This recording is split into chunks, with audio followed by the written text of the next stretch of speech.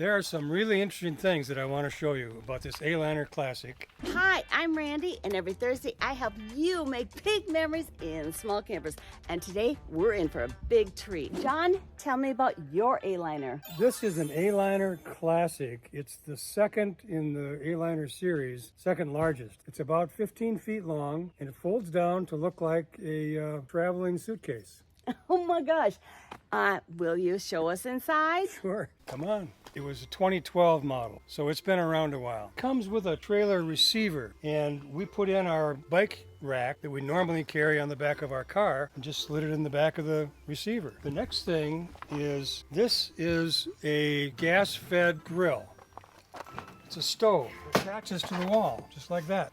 It also can work inside where there's a power ventilator inside to take away all the fumes and so forth. That's really fun to have both inside and outside cooking capability. There are two outdoor storage compartments. One is forward like this, and it's a real easy open up. We carry all sorts of wooden blocks for holding the front end up.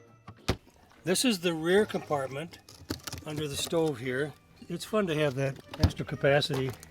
Up there you'll see two vents. The one on the left is hand operated. The one on the right is electrical operated. And that sits right above the place where you would cook when the stove is brought indoors, just to take all the draft away and out of the building. Out here we run with two propane tanks and of course the battery connection to the car and a spare tire for the trailer, which we've never had to use. So the tread is perfect on it. Along the way, and I'm not sure when, some damage occurred to the frame, and in order to fix it I got out the old duct tape, which is of course used to cover things up. So I covered up the open spots and it keeps the rain and the snow out without any problem. This is not Aliner's fault, it's just my fix of some sort of an accident.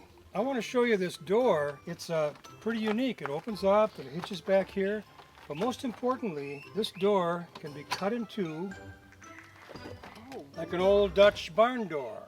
The door connects together so it can function as a single door whenever you want it, but that little snap cuts them apart.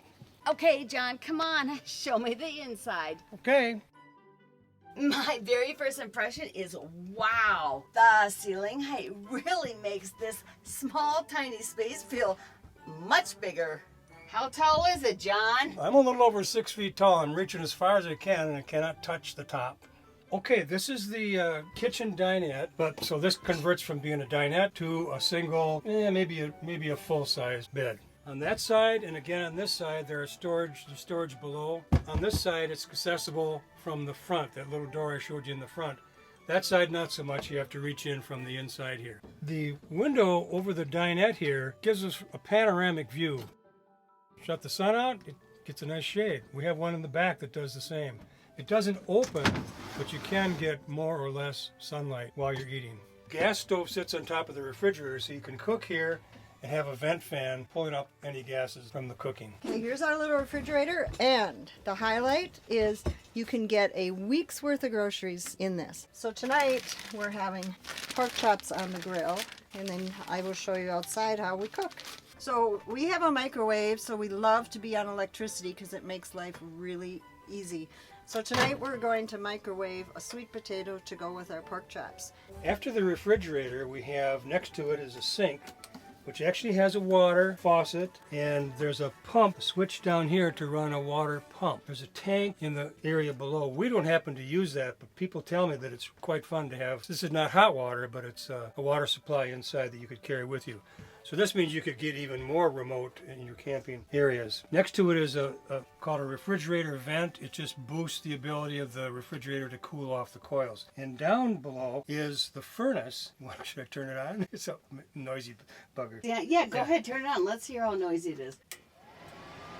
When you crank up the thermostat, this baby puts out a lot of heat. Literally on a cold morning in Northern California, we were able to turn on the heat in the morning and get out of bed and function as if we were home. So it's really helpful to have this heavy-duty furnace. Over here behind the sink is the air conditioner, which runs, of course, as a fan, but also as an AC. And with this relatively small space, you don't really need a huge air conditioner. Behind me here is the bed. Now, this didn't used to be a bed. This used to be a couch.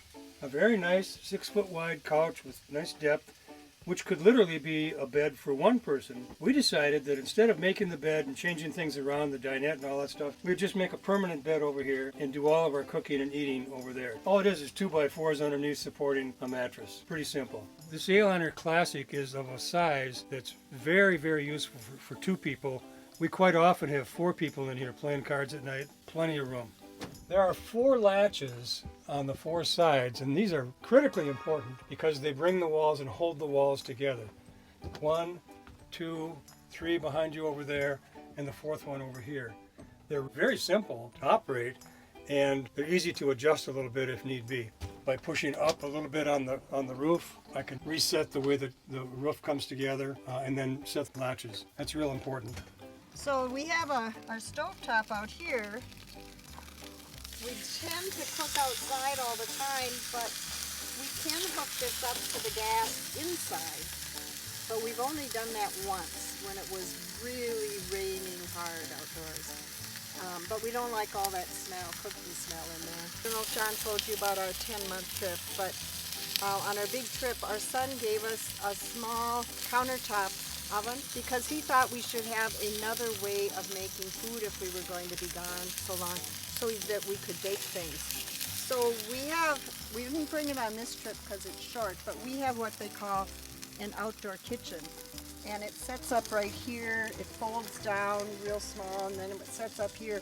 And then we put that oven right on there, and we can bake chocolate chip cookies, I bake pot roast, bake quiche.